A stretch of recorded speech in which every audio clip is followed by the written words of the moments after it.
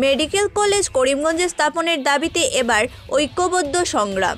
যেহেতু এনএমসির গাইডলাইন অনুযায়ী করিমগঞ্জে medical college স্থাপনের দাবি উত্থাপিত হয়েছিল বিভিন্ন সংগঠনের পক্ষ থেকে, এমনকি এ নিয়ে বহুবার আন্দোলনের পথে নামতে হয়েছিল, কিন্তু বাস্তবে যেন কাজের কাজ হচ্ছে না। ফের মেডিকেল কলেজ নিয়ে ঐক্যবদ্ধ সংগ্রামে নামলেন বিভিন্ন সংগঠন। আজ শহরের জীবন বীমা কার্যালয়ের বিপরীত দিকে বিভিন্ন সংগঠনের পক্ষে ধর্ণা কর্মসূচি সাব্যস্ত করা হয়। এনএমসি গাইডলাইন অনুযায়ী করিমগঞ্জে মেডিকেল কলেজ স্থাপন হোক, এটাও শেষ দাবি। রাতাবাড়িতে মেডিকেল কলেজ হচ্ছে বলে শাসকদের নেতৃবৃন্দ ও বিধায়করা গলা উঁচিয়ে দাবি করছেন, তা যেন রহস্য ঠেকেছে। এখনও পর্যন্ত সরকারি তরফে কোনো নির্দেশ জারি করা হয়নি, তবু শাসক দলের নেতৃবৃন্দ ও বিধায়করা কিভাবে রাতাবাড়িতে মেডিকেল কলেজ স্থাপনের দাবি করছেন তা তারা বুঝে উঠতে পারছেন না। মেডিকেল কলেজ করিমগঞ্জের কোথায় হবে তা তারা রাজ্যের মুখ্যমন্ত্রীর কাছ থেকে স্পষ্ট শুনতে চান। করিমগঞ্জে মেডিকেল কলেজ বাস্তবায়ন সমিতি, করিমগঞ্জে ড্রাগস ডিলার্স অ্যাসোসিয়েশন, বরাক উপত্যকা মাতৃভাষা সুরক্ষা সমিতি আজ যৌথভাবে কর্মসূচি আয়োজনে উদ্যোগ নেয়। তারা কিশোর বণিক, নন্দকিশোর বণিক, স্বপন বণিক সহ প্রমুখ নিজের মতামত কিভাবে তুলে ধরলেন তা আপনারা শুনে নিন। মেডিকেল কলেজ বাস্তবায়ন নিয়ে আজ আমরা এখানে ধর্ণার একটা আহ্বান করা হয়েছে। সেই ধর্ণা আহ্বান করা প্রথমত আমাদের কাছে লজ্জাজনক ব্যাপার। কারণ হচ্ছে মেডিকেল কলেজ স্বাস্থ্য পরিষেবা দেওয়ার জন্য সরকার থেকে স্বতঃস্ফূর্তভাবে দেওয়ার কথা ছিল এবং এমএনসি গাইডলাইন মেনেই সেটা দেওয়ার কথা।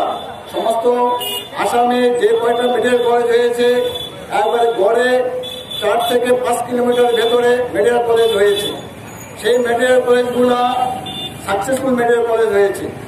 আজ যদি করিমগঞ্জ শহর থেকে বা শহর হসপিটাল থেকে 56 কিলোমিটার বা 50 কিলোমিটার বা 60 কিলোমিটার করে মেডিকেল কলেজ হয়, একবারে প্রকৃত পক্ষে সেই মেডিকেল কলেজ একটা বাস্তব মেডিকেল কলেজ হবে না। কারণ সেখানে মেডিকেল কলেজ থাকতে হলে ওইখানে যে ইনফ্রাস্ট্রাকচার হওয়ার দরকার সেই ইনফ্রাস্ট্রাকচার ওখানে নেই। মেডিকেল কলেজ করতে হলে ভালো ভালো ডাক্তার দরকার হবে, টেকনিশিয়ান দরকার হবে, প্যারামেডিক্যাল স্টাফের দরকার হবে। সেইগুলো স্টাফ ওখানে গিয়ে কাজ করার মতো ইনফ্রাস্ট্রাকচার ওখানে নেই। সেটা আপনারা সকলেই জানেন। এই বিষয় নিয়ে আমরা বেশি বলতে চাইছি না বিস্তারিত।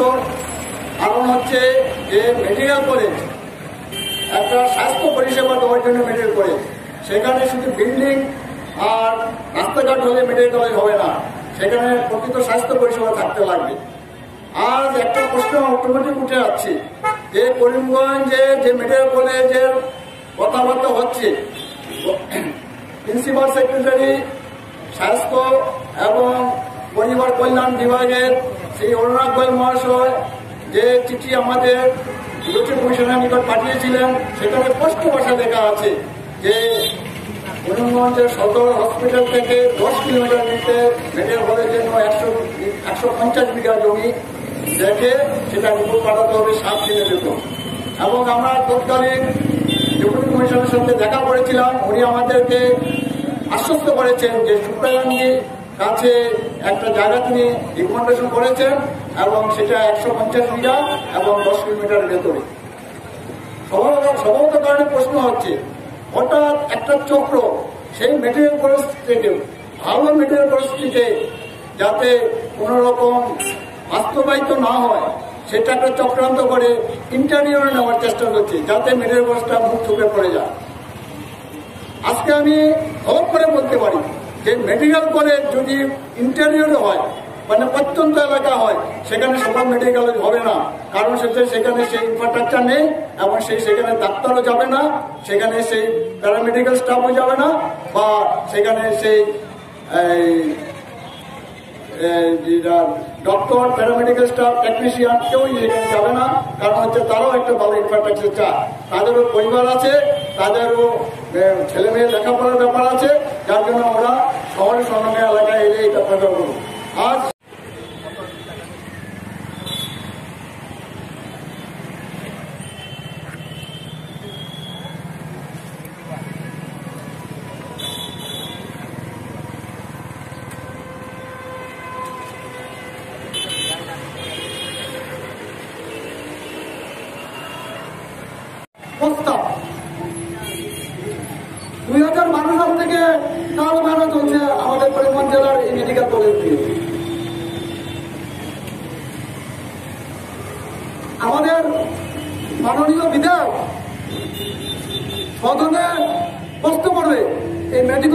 নিয়ে সোচ্চার হয়েছিলেন।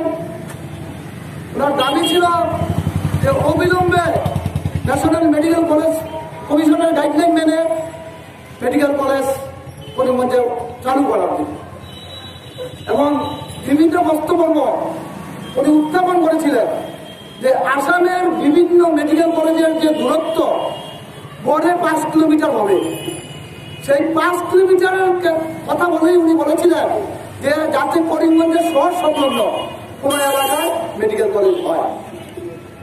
ওনার এই বক্তব্যের পরেই স্বাস্থ্যমন্ত্রী এক বিবৃতি দিলেন।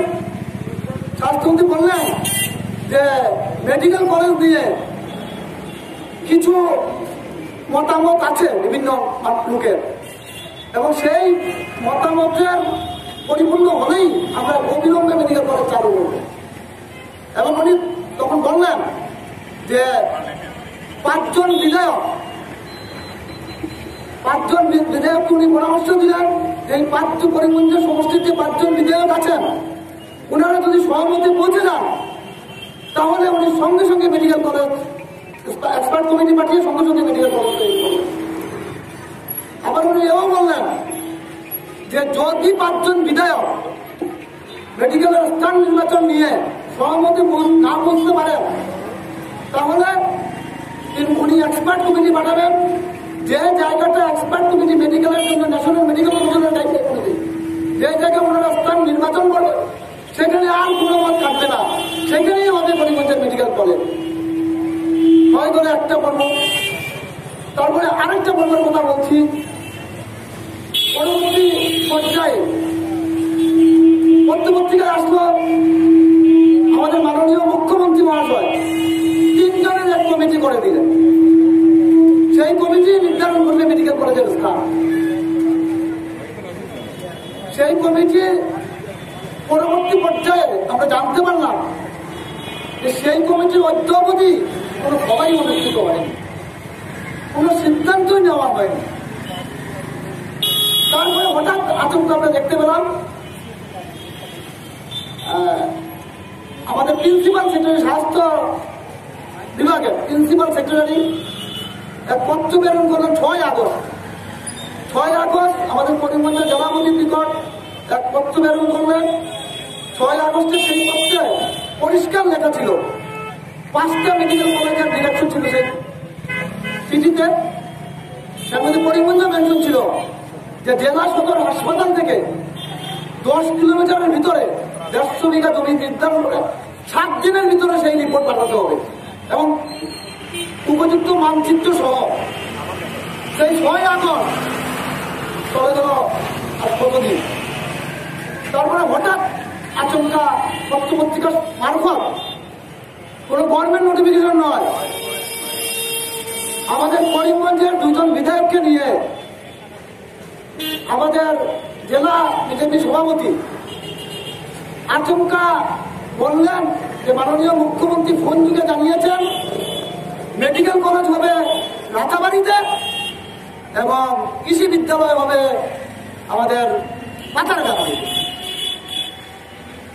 আমরা বাস্তবায়ন সমিতি বলুন, করিমগঞ্জ কেমিস্ট অ্যান্ড ডায়েরিস্ট বলুন, মাতৃভাষা সুরক্ষা সমিতি বলুন বা অন্য জনসাধারণ এই কথাটা ঠিক বিশ্বাস করতে পারেনি।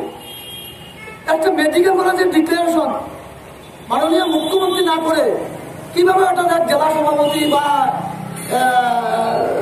2 জন বিধায়ক ফোন যুগে বার্তা এসেছে বলে ডিক্লেয়ার দিলেন যে এই জায়গায় ওকে মেডিকেল কলেজ, সেটা আদৌই বিশ্বাসযোগ্য নয়। করিমগঞ্জ জনসাধারণ আমরা অনেকের সঙ্গে যোগাযোগ করেছি, কেউই বিশ্বাস করতে পারেনি। পরবর্তীকালে এই ব্যাপারে প্রিন্সিপাল সেক্রেটারির সঙ্গে যোগাযোগ করা হলো, স্বাস্থ্য বিভাগের প্রিন্সিপাল সেক্রেটারির সঙ্গে। উনি বললেন সরকারি কোনো বার্তা ওনার কাছে নেই, মেডিকেল কলেজ করিমগঞ্জে কোথায় হবে এই ধরনের কোনো ইনফরমেশনই ওনার কাছে নেই। পরবর্তীকালে যোগাযোগ করা হলো স্বাস্থ্যমন্ত্রীর সঙ্গে, উনিও সেম বক্তব্যই রাখলেন, উনিও সেম কথাই বললেন যে না আমাদের সরকারি কোনো বিবৃতি নেই, আমাদের সরকারি কোনো সার্কুলার নেই, কোথায় করিমগঞ্জ মেডিকেল কলেজ।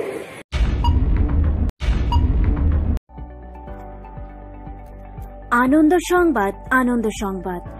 করিমগঞ্জ জেলায় প্রথম ভারত সেরা স্বনামধন্য চিকিৎসা বিশেষজ্ঞরা এখন রোগী দেখবেন আপনার শহরে। করিমগঞ্জে এখন নিয়মিত ভিজিট করবেন হায়দ্রাবাদের কিওর প্লাস ক্লিনিক্সের নামজাদা ডাক্তাররা। বিভিন্ন জটিল রোগের চিকিৎসায় স্পেশালিস্ট ডাক্তারদের দেখাতে দেশের নানা প্রান্তে ছুটতে হয়। তবে এখন থেকে এসব ডাক সাইটের ডাক্তাররা প্রতি সপ্তাহে রোগী দেখতে আসবেন করিমগঞ্জে।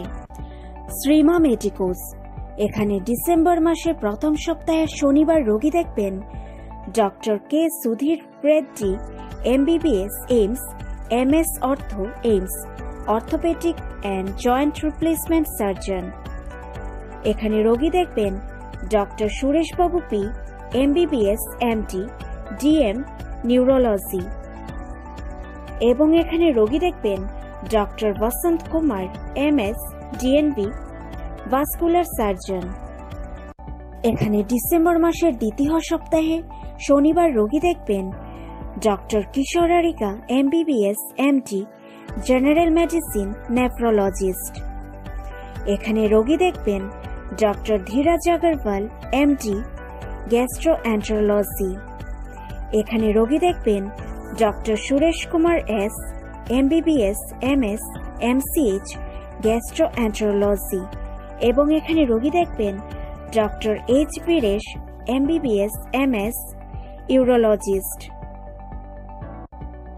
এখানে ডিসেম্বর মাসের তৃতীয় সপ্তাহের শনিবার রোগী দেখবেন doctor Shankar Reddy, MBBS, DNB, surgical oncologist. এখানে রোগী দেখবেন ডক্টর ধনঞ্জয় রাও গিঞ্জুপাল্লি, MS, MCH, নিউরোসার্জারি, নিউরোসার্জন। এবং এখানে রোগী দেখবেন doctor Abul Aziz, MBBS, MS, ENT। এখানে ডিসেম্বর মাসের চতুর্থ সপ্তাহে রোগী দেখবেন ডক্টর শ্রীভেনু ইথা, MD, DM, গ্যাস্ট্রোএন্টারোলজি। এবং এখানে রোগী দেখবেন ডক্টর হেমন্ত কে, MBBS, FRCS, কার্ডিওলজি। অগ্রিম বুকিং এর জন্য যোগাযোগ করুন 9169166907। Cure plus clinics, Srima Seva প্রতিষ্ঠান, হাসপাতাল রোড, করিমগঞ্জ। আনন্দ সংবাদ, আনন্দ সংবাদ। Shrima Seva Pratishthan, cure plus clinics, hospital road, Karimganj. এখানে প্রতি শনিবার সন্ধ্যা হতে রোগী দেখবেন doctor Kinnar Das, MBBS, MD, dermatology, Silchar medical college and hospital, fellowship in aesthetic medicine, trained in hair transplant surgery, Mumbai. স্বাধীনতা অমৃত মহোৎসব উদযাপন উপলক্ষে করিমগঞ্জের সরস্বতী বিদ্যানিকেতন কর্তৃপক্ষ এক বিশেষ কার্যক্রমের আয়োজন করে। বিদ্যালয়ের প্রাঙ্গণে আয়োজিত কার্যক্রমে অমৃত মহোৎসব উদযাপনের গুরুত্বপূর্ণ দিক নিয়ে আলোকপাত করেন বিশিষ্ট অতিথিবৃন্দরা। কার্যক্রমে শিক্ষক, শিক্ষিকা, পড়ুয়ারা সহ অন্যান্যরা তাতে উপস্থিত ছিলেন।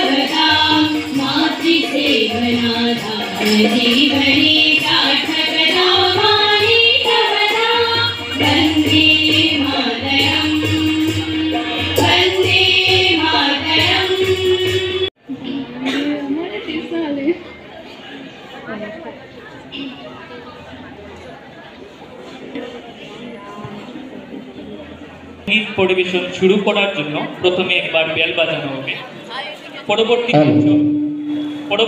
বেল বাজানো হবে এবং সবশেষে 7 মিনিটের সময় সঙ্গীত সমাপ্তি বেল বাজানো। ভারতের যে কৃষ্টি, ভারতের যে সভ্যতা, ভারতের প্রাচীনটা সম্পদ আছে, সব সম্পদগুলো এই শিক্ষাকেন্দ্রগুলোর মাধ্যমে পরবর্তী জেনারেশন এদের মধ্যে প্রচারিত হবে, ওরা জানবে, শুনবে।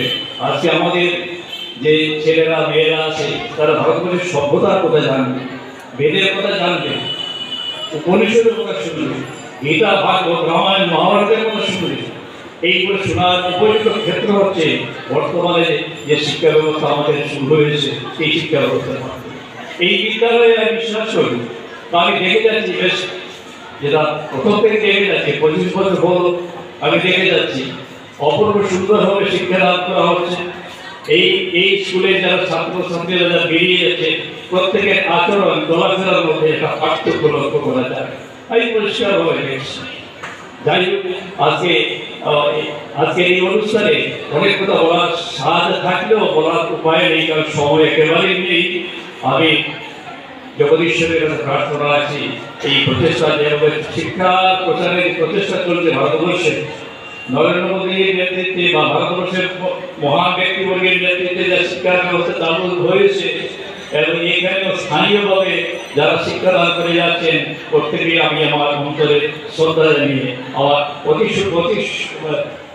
কি বলবো, ক্ষুদ্র ছোট্ট একটা কথা আমি সবাইকে আমার অন্তরে শ্রদ্ধা জানাচ্ছি, ভালোবাসা জানাচ্ছি, প্রীতি জানাচ্ছি। শিক্ষা ব্যবস্থার জয় হোক, ভারতবর্ষের জয় হোক। কীর্তনিয়াদের কৃষ্ণভোজন শহরের সুভাষনগর রোড এলাকার রাধারমণ আশ্রম এক আধ্যাত্মিক পরিবেশের সৃষ্টি হয়। রাধারমণ গোস্বামীর আবির্ভাব তিথি উদযাপন উপলক্ষে ছিল নন্দ উৎসব সহ অন্যান্য কার্যক্রম, ছিল মহাপ্রসাদ বিতরণ। শতাধিক ভক্তবৃন্দদের উপস্থিতিতে কৃষ্ণভোজন তুলে ধরেন কীর্তনিয়া সংগঠন। উল্লেখ্য, রাধারমণ গোস্বামীর 107তম আবির্ভাব তিথি উপলক্ষে দুদিনের কার্যক্রমের ছিল সমাপনী কার্যক্রম। জটিলা কি করেছে, গ্যাসের সাথে দিয়ে যাচ্ছে,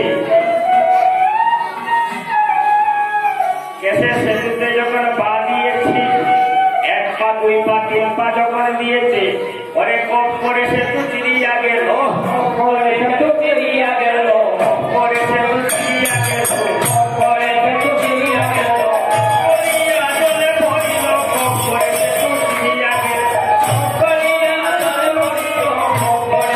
চিরিয়া গেল, জলেতে পড়িয়া ভুলি ভাসিতে